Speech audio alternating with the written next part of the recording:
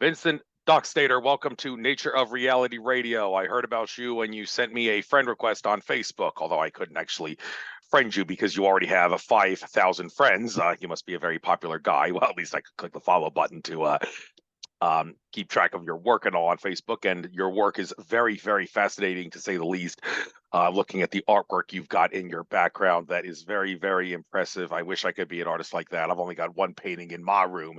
That was a vineyard with a mountain in the background that I painted as part of a program that Mileage Plus United Airlines did to let me be a part of. So people have called me an artist, but I'm not an artist in the sense of painting and drawing. I'm an artist in the sense of interacting with the environment. Well, maybe we can get into the subject of what art is and what it really is, because it seems like art, that's a word that people have a tough time finding a definition for. But you seem like a perfect person to try to come up with a good definition for what art is. But before that, why don't you introduce yourself, explaining who you are, what you do, what caused you to do the stuff that you do, and your life story and all that. One thing in particular, there is a specific Elizabeth April video that you mentioned that you said basically revolutionized and changed your life for the better. Very interesting how one single video can change someone's life for the better. If you by any chance know the title of that Elizabeth April video, I'm sure I watched it at some point in the past because I watch a lot of her videos, but something about Atlantis and Lemuria, I don't know. If you know exactly which video that is, by all means get it out, because I think people need to watch it. If it changed your life, then I'm sure it can change a lot of other people's lives. But aside from that, who you are, what you do, you got the floor. Knock yourself out. I will shut up and put myself on mute, and I will not interrupt you. Well, I just consider myself a lucky normal guy from Milwaukee, Wisconsin, who just decided to believe in himself. Uh, I was just a normal guy, going through life until one day. Well, I was actually a long time drug addict, and um, I came across Elizabeth April's video on. I first seen her on Leak Project. And then I started watching her videos, and I got to the Atlantean Lemurian soul DNA activation video.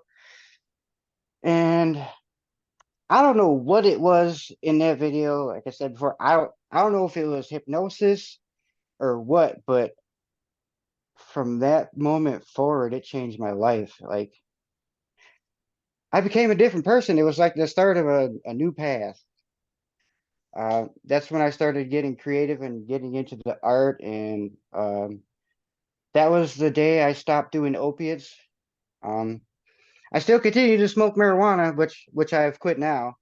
But yeah, that changed my life. I feel like it saved my life. I don't know what it was. I can't explain it. All I can tell you is it worked, whatever it was.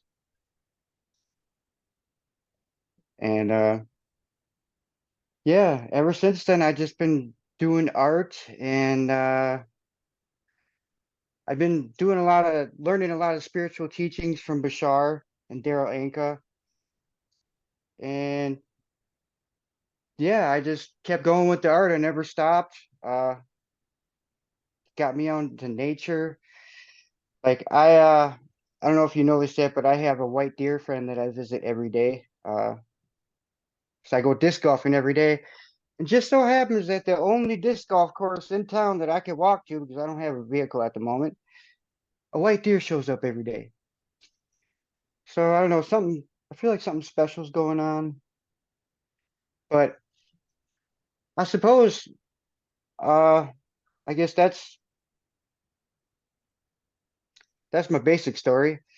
Is there any other questions you have about it?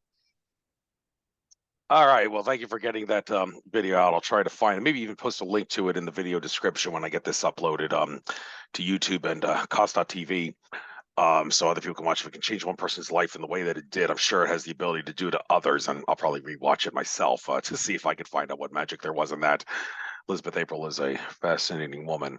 Um, Now, regarding your artwork, you actually don't really plan ahead. Well, first of all, before we get into what your artwork is specifically, what is art? Seems like nobody can find a definition for that word that seems to fit. Once I remember in ninth grade in a course I was taking, we were asked in the class, what is art? And everybody realized, oh my God, it's so hard to find a definition for this word. So what is it to you? You're an artist. What is it to you? Any way you express yourself is art. I express myself in art through music. Like I sing. I also play the drums and the piano, the guitar. I consider that art. Um, philosophies in art, the way you can visualize and see the world, that's art. Any way you express yourself is art, if you ask me. I do it through light language. You could do it through healing people. You can do it through healing yourself. Anything that you're passionate for and you express yourself through that channel. Well, That would be my best. you are an amazing artist. Seeing the art that you got in your background. This is a video interview, so people will be able to see it. So you don't actually envision what you're going to paint or draw in your mind before you do it. You kind of just take out the artwork supplies, the board that you're going to do the drawing or painting on, and you just let it flow. Is that right? And is that really the best way to do it? Do you actually advise people not to plan ahead what you're going to draw or paint, because that kind of ruins the purpose of expression? It's kind of, you want it to be an at the moment, let it flow kind of thing. What do you think about that? Well, when I first started, I started by fluid art pour painting. Is basically, you just take a bunch of colors and you splash them out and you move them around, and it just kind of molds itself into something. And then after that, I got, more creative, I guess, and I was like, well, maybe I can add to that. And I would, because in the art itself, kind of like ink blots, you can see stuff. And then I would see the stuff in the art, but I was noticing other people wouldn't be able to see it. But to me, it was similar, like looking at clouds or looking at, other things. And I decided to draw them in, accentuate what I see in the paintings. And that's how I've evolved in that way. And then after that, I decided to just try painting without the pour painting at all and just do straight brush painting. And I thought I just always find myself painting aliens. I don't know if it's just easy for me, if it's a passion, or if there's some kind of connection going on. I don't know, then, but yeah, with the brush painting, I've noticed you just start. As long as you start, your brush will take you somewhere, as long as you don't stop until you're finished. And I've just noticed and the longer you go, the better they look. The more detail you put into any painting, the better it's going to look. And then after that, just recently, I'm starting to get into pencil and pen and working on like portraits of myself I did and vehicles and cars and all kinds of cool stuff. But it's really just evolving into, hmm, I'm getting kind of bored with this. How can I make something more interesting? How can I express myself in other ways? Okay, and you said you were smoking cannabis. You quit it now. No reason to be ashamed of doing it, especially since now it's no, the cops are not going to hassle you for doing it in most places now, ever since the Farm Bill of 2018. In fact, believe it or not, on two separate occasions in the past couple years, I was picking up litter on my street and I actually found a plastic bag filled with cannabis in it. So apparently that's a sign that well, if it's going to be more easy to get, then you're probably going to find it in the street. If people, maybe if they're high, they don't realize they dropped it or something, and I don't know. But also some other substances that seem to come up in conversation in one of your previous videos, Amanita muscaria. Now, I've got a bad experience with that, and I've had good experience with that. I've actually tried it. I'm not going to go do it this summer around. I usually do it in the warm weather season if I do it, but I'm taking a hiatus from it for a year.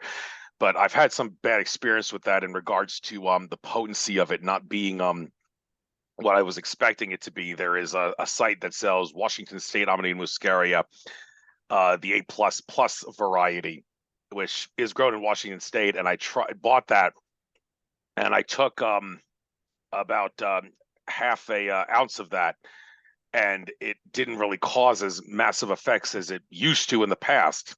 And I was wondering what's going on here. The effects aren't as potent. and then I bought this other kind of Amanita muscaria that's grows in Latvia and Lithuania and Europe, which is actually supposed to be of a lower quality. That's the A plus variety of Amanita, 1+ lower than the Washington State one. And I assumed, okay, if I take half an ounce of this, the effects are not going to be as potent as half an ounce of the Washington State Amanita muscaria. But I was sorely mistaken. I took half an ounce of it. I started tripping balls, feeling really delirious. I eventually had to lie down because I couldn't stand what was going on. And I for like a couple hours, I must have blacked out. And then when I woke up out of the blackout, I found mushroom vomit on my bed. Very unpleasant experience. So I'm wondering, was this really caused by the fact that the Amanita, it just wasn't for some reason as potent, the kind out of Washington State at the time that I bought it? So it was kind of they were lying when they said it was an A plus plus variety because it wasn't at the time I got it. Or is there another reason why this could have happened? Could it have been my state of consciousness, the set and setting, if you will, was of such a nature that it did not actually cause as prominent effects as it could have, and then like the set and setting was somehow different when I took the ones from Europe, which caused me to black out and vomit up mushrooms and not remember the experience at all. So you've got experience with Amanita. Have you had similar experiences regarding the potency, and do you have any explanation for why it would happen that way? I'm not sure if they were Amanita, but they were psychedelic mushrooms. That's all I know. Uh, yeah, that was the well, two years ago on Christmas, my brother-in-law, hey, I got some mushrooms. I was like, sweet, I've been waiting for this, because I wanted to do it for a spiritual experience. And I ate the mushrooms and I sat down and I started singing to myself, and I was like, oh my God.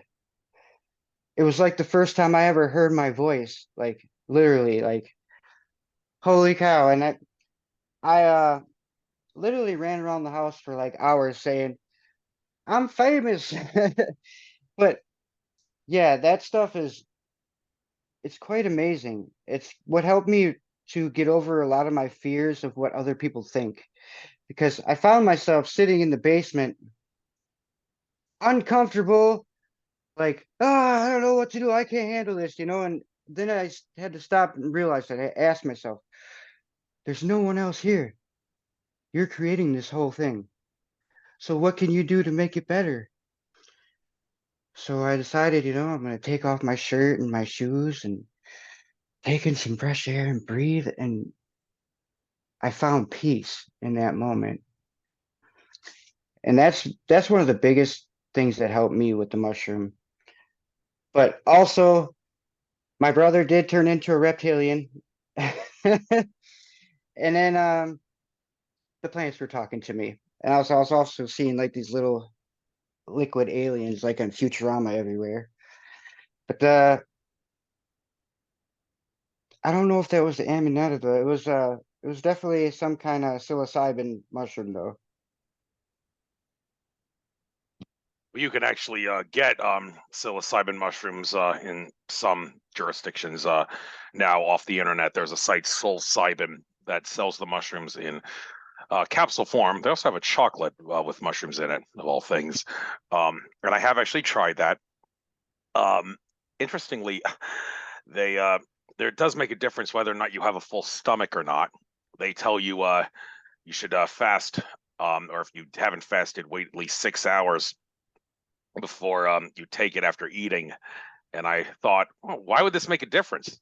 I mean, regardless of whether or not you have food in your stomach or digestive system, the mushroom is still going to get absorbed, you would think, and it shouldn't make a difference regardless of whether or not there's food in your gut. Well, apparently not, because I did take some 5 capsules of that psilocybin ceremonial journey dose, and it did cause a nice experience when the first time I did it. Second time around, waited about 3 weeks, took another 5 capsules, but this time I had eaten, and I thought, what difference would it make? Well, they're just over this thing about you got to fast before has got to be a joke because it's going to get absorbed either way. Well, apparently not. It did make a difference, and the experience was nowhere near as prominent as it was beforehand. So, well, you need food to survive, but apparently, if you're trying to get a psychoactive spiritual experience, you need to fast. You need to, well, not starve yourself, just make yourself a little hungry. Any comments on that phenomenon? Well, as far as needing food, I mean, I've been getting into intermediate fasting lately, and it's proven to me that we don't need as much food as we think we do. But no, I've never had any problems with puking or anything when I did mushrooms, or any psychedelics for that matter, really. Uh, I mean, I've done DMT, and even that didn't make me have any stomach issues. When you took the DMT, it was it ayahuasca? I've taken ayahuasca 3 times. The first time I did it, it was a disaster because I didn't actually do the dieta and I jerked off the night before.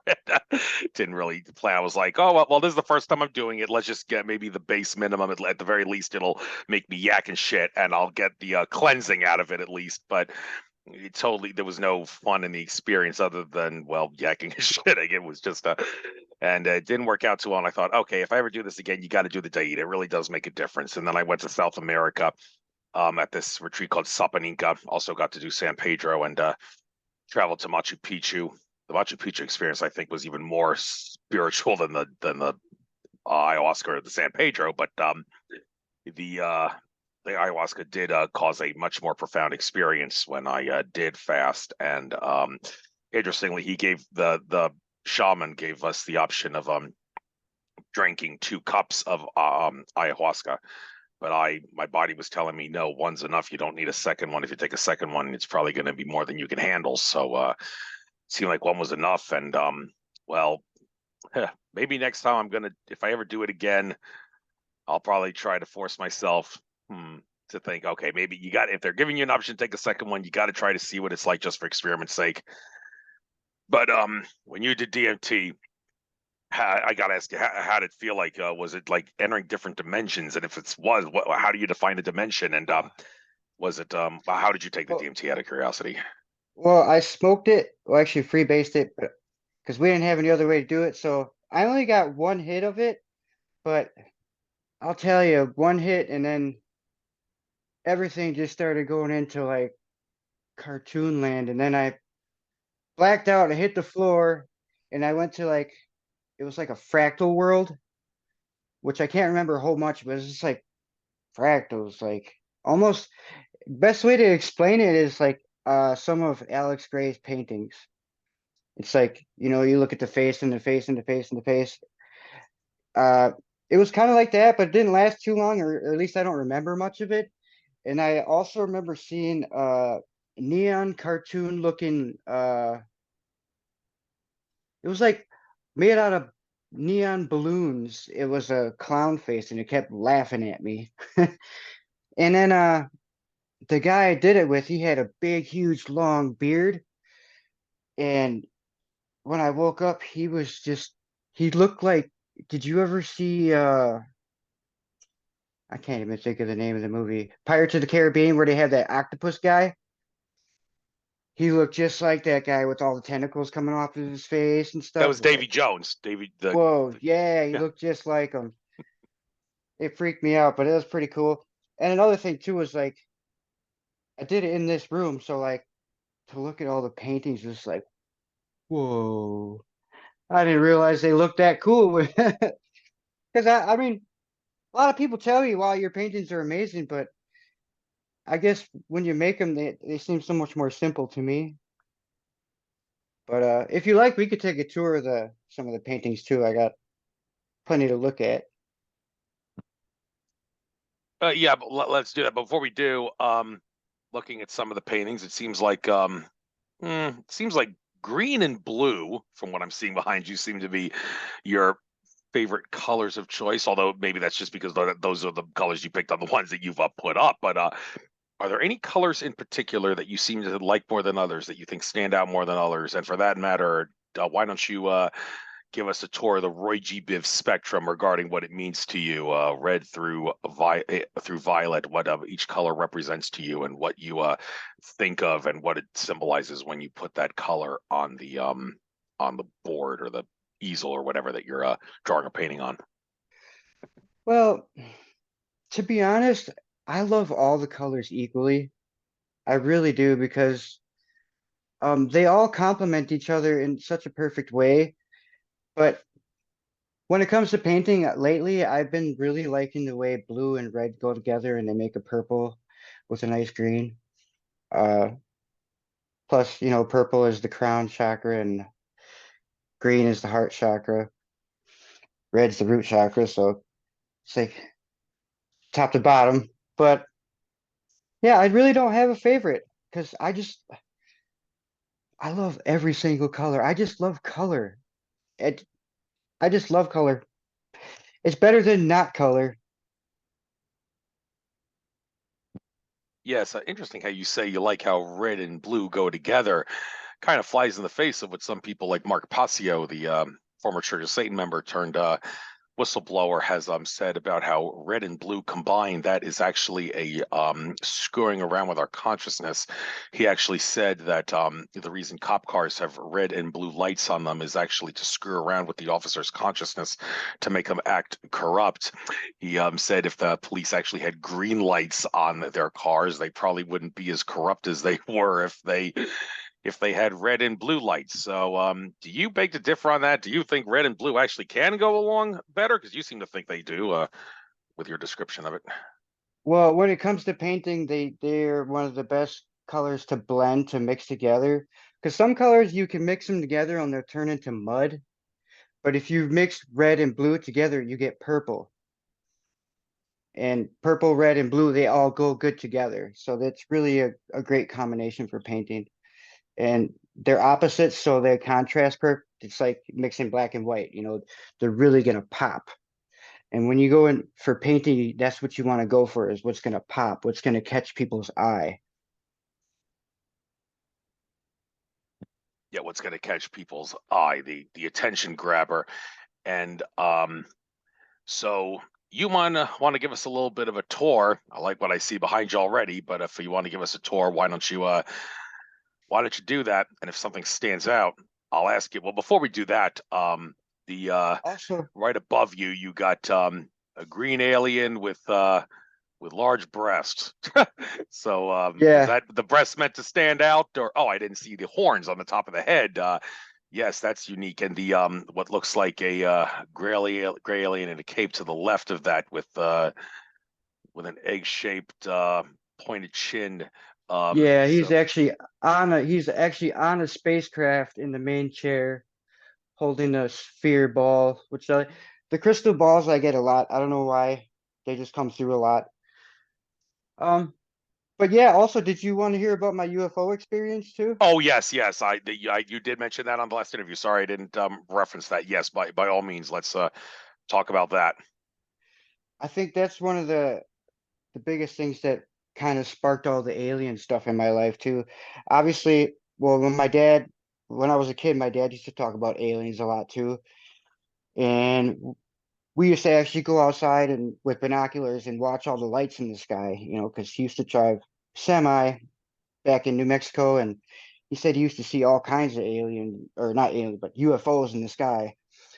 So I've always been a sky watcher ever since I was a kid. But back in, I can't remember the exact year, 2018, 2019, I was outside in the middle of the day looking up at the sky, and all of a sudden I see this black dot off in the distance. I'm like, what the hell is that? That's not supposed to be there. So I had my niece and my nephew were with me, and I was like, go run in the house and get your mom and dad, which is my sister and her husband. So they ran in the house to go get their parents. Only one of them came back out was my nephew, and then my sister and her husband. They all came out, and it's a dirt road called Eisenhower Road, just outside of Marshfield where we're at. And by the time they got out there, this thing had came directly above us. It just it was like over there, and then it kind of like seemed like it was floating in the air like a bubble would float. and then it was just over here, directly above us. And I used to climb cell phone towers for a living for a little while, so I'm a pretty good judge of how far away it was, and it was definitely within 200 to 400 feet directly above us, and then it stopped. I don't know how long it stopped because it felt like we were just in like a hypnosis because we were all staring up at the thing like, what the hell is that? And all of a sudden, next thing you know, I hear my nephew go, "What's happening?" And then it starts floating off in the other direction. And then I hear my brother-in-law, he's like, "Oh, it's just a plane." And then it just was gone, like off into the sky. It was just 20, it had to be 20, between 20 and 40 feet around. It was completely black, but I know it was like a metallic color because at the edge, I could see the gleam of the sun on the edge of it. And then the other thing that was pretty crazy too is 2 weeks before that happened, I've seen a white owl fly across the street.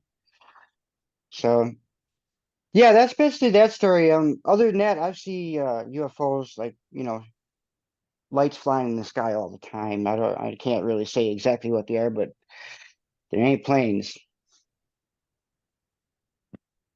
Yeah, who knows what they are? They're unidentified flying objects or unidentified aerial. Well, Zacharias Sitchin once said there's no such thing as a true UFO because the person who controls it can identify it. But that doesn't really count. But anyhow, just so you know, we got about 14 minutes left because this is the lowest version of Zoom. I cannot do any longer than 45, 40-minute interviews actually. So it says 40-minute. I thought it was 45, but we only may have 9 minutes left. So why don't you get us through this tour here so we can see what you got? And wow, you've Um, you've Here's sure one of my gone to latest town with that drawings. rabbit hole. Love that. And It's got is the like the eclipse, was that meant to symbolize the eclipse that happened on April 8th? I was in Carbondale for that. yeah, it's the eclipse, and then it's got the little UFO peeking down. It's got the UFO up there beaming down the red light. The footsteps walking out of the water, which represent Jesus who walked on water. It's got the rabbit with the alien coming out of the hat. And then yeah, I got all kinds of I got the Phoenix. This is one of my favorite alien ones. Got the mushroom coming out of his pocket. I got this is the one right here. My intentions originally when I painted this was to paint my heart.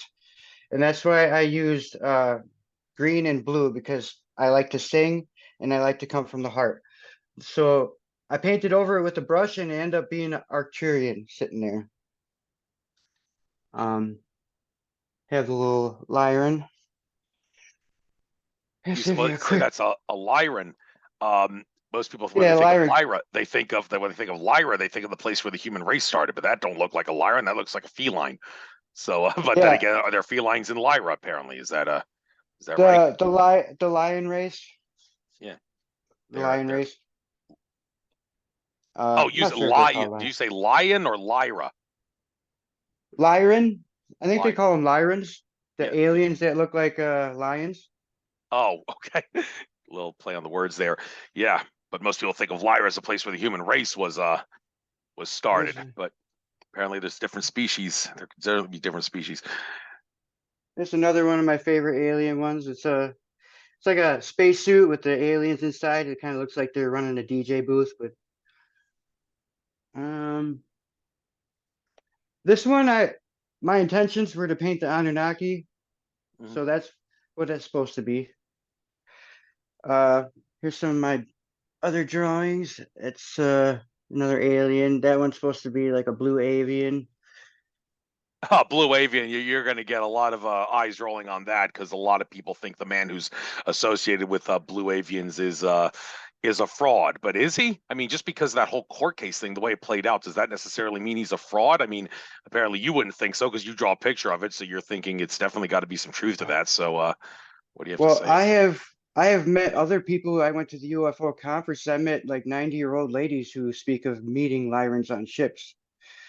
She actually wrote a book about it, but he's not the only one to say that if he is a fraud, he probably got it from somebody else who actually experienced it. Mm. Here's a dragon.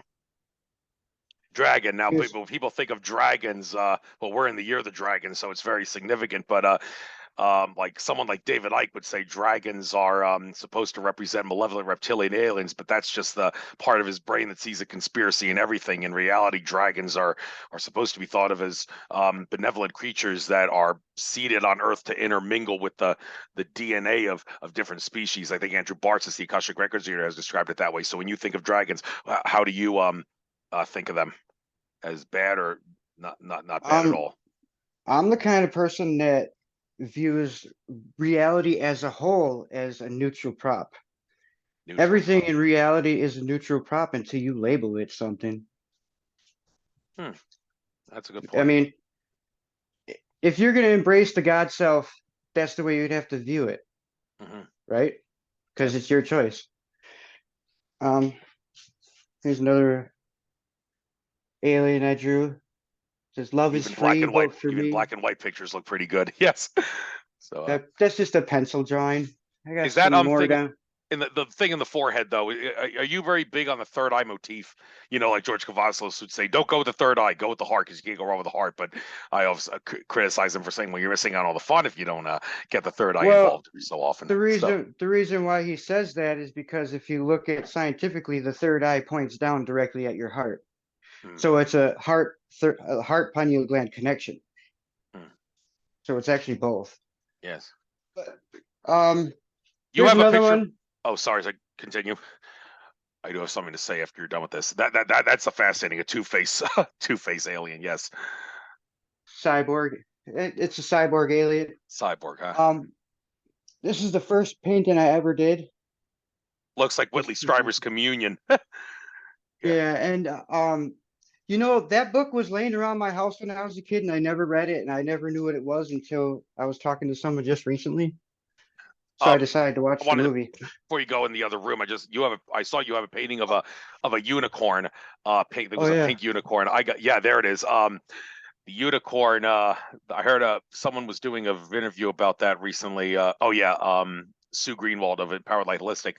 Um, they were someone who has experience with unicorns. The legend is unicorns don't exist because Noah forgot to put them on the ark. But that's just someone said that's just made up. That's really not the whole story behind what unicorns are. Do you have anything on them and why you drew it? Um, well, just because it doesn't exist in this reality doesn't mean it doesn't exist in other realities that we can't perceive. Because reality is just a frequency. I mean, like a TV, you only experience this reality because you're tuned into that frequency. And Right. you can't see the other stations, but that doesn't mean that they don't exist. Hmm. We have 4 minutes to go, just so you know. So All right.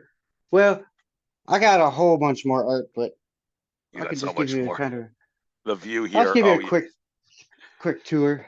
like a nice house museum. I love it. You Yeah. why don't you make a museum out of your house? There's nothing wrong with charging people a fee to see your work. Nothing wrong at all. Everybody's got to make a living, and don't feel ashamed if you do that. If people want to come into your house and see the work and make a museum out of your abode, just a little suggestion. Well, I think you've got what it takes to do that. So I got pretty much the whole house filled. I don't know if uh, we'll be able to get it all. I don't know if we'll be able to get a look at all of it tonight with the amount of time we have, but that's cool. here's that was my intention behind that was the Pleiadian. Hmm. There's more aliens. Got this is also my little alien room here. I got nice line I painted. Supposed to be a abstract version of a Pleiadian. Is that a mantid? Got That yeah. one? Yes. Simon Parks is one who seems to be associated with mantid beings. Plus I got this guy here. Here's another mantid right here. Yeah. A UFO over a boat. Another That's a one. nice motif. In that painting there. Yes. Is that a UFO over a boat in the lake? Yep. Yeah. What a lovely And then I got this big alien guy on the wall here. yeah. Another alien. This over here is the control panel. This is supposed to be a galaxy and like a little control panel with buttons and stuff. I wonder if that's what the creator of our galaxy has at their disposal Robot. to control it.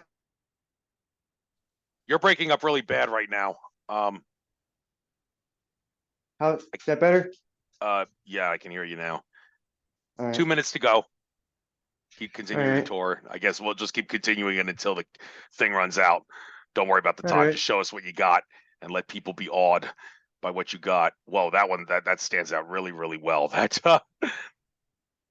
Just That whatever comes out of me, I guess. I got another mantid, I got a dragon head, and we're talking and how many years ago did you start this? You've painted all these over the course of how many years? I first started in 2020.